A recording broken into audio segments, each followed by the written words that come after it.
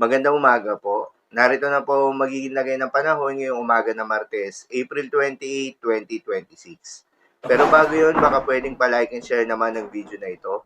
Comment ka na rin kung taga saan lugar ka para malaman natin kung hanggang saan umabot ang video na ito. Huwag mo din kalimutan na mag-follow at mag-subscribe sa ating Facebook page at YouTube channel. Sa kasalukuyan na tayo sa pag-asa, easterlies pa rin o yung mainit na hangin na nanggagaling sa may karagatang Pasipiko, ang dominanting weather system na nakakaapekto sa buong bahagi ng ating bansa, particular na sa may silangang bahagi.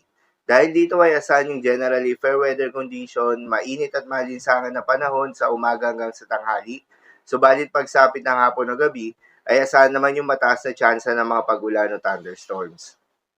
Magandang balita naman dahil ayon sa pag-asa ay wala pa rin tayong binabantayan na low pressure area o bagyo sa loob o malapit sa Philippine Area of Responsibility na maring makaapekto sa ating bansa.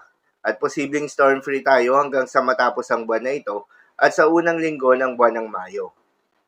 Para naman sa heat index forecast, narito yung mga lugar na posibleng makaranas ng matinding init ngayong araw. 44 degrees Celsius sa may Sangley Point, Cavite City, Cavite. 43 degrees Celsius naman sa may Dagupan City, Pangasinan, Puerto Princesa City, Palawan at Butuan City, Agusan del Norte. 42 degrees Celsius naman sa may Apari, Cagayan, Iba, Zambales, Subic Bay, Olongapo City, Los Baños, Laguna, San Jose Occidental, Mindoro, Cuyo, Palawan, Masbate City, Masbate at Zamboanga City, Zamboanga del Sur. Habang 40 to 42 degrees Celsius naman ang posibleng maranasan na init ngayong araw sa may Metro Manila. Ang mga nabanggit na lugar ay nasa kategory ng danger level na kung saan posible itong magdulot ng mga heat cramps o heat exhaustion. Kaya naman iwasan muna ang mga gawain na posibleng magdulot ng heat stroke at ugaliin na uminom ng tubig at magdala ng payong kung sakaling lalabas ang inyong mga tahanan. Para naman sa magiging lagay ng panahon ngayong araw ng Martes, dahil nga sa epekto nitong easterlies, asahan sa may Eastern Visayas, Surigao del Norte at Dinagat Islands, ang maulap na kalangitan na may kalat-kalat ng mga pagulan at thunderstorms. Posible ang mga pagbaha o pag-uho ng lupa due to moderate to at times heavy rains.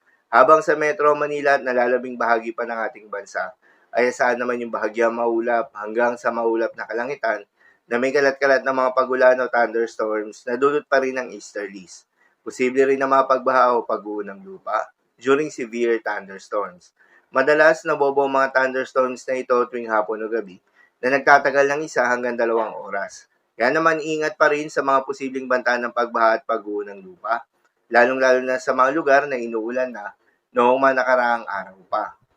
Para naman sa magiging lagay ng mga dagat baybayin, ayon sa pag-asa ay wala tayong nakataas na gale warning sa anumang seaboards ng ating bansa. Kaya naman malayang makakapamalaot yung mga kababayan nating mangingisda. At yung may mga maliliit na sasakyan pandagat, subalit iba yung pag-iingat pa rin, lalo na kung meron tayong offshore thunderstorms activity, asahan yung paglakas ng hangin at kaakibat nito ay pagtaas rin ng mga pag-alon. So yun lamang po para sa lagay ng panahon ngayong araw ng Martes. Keep safe everyone.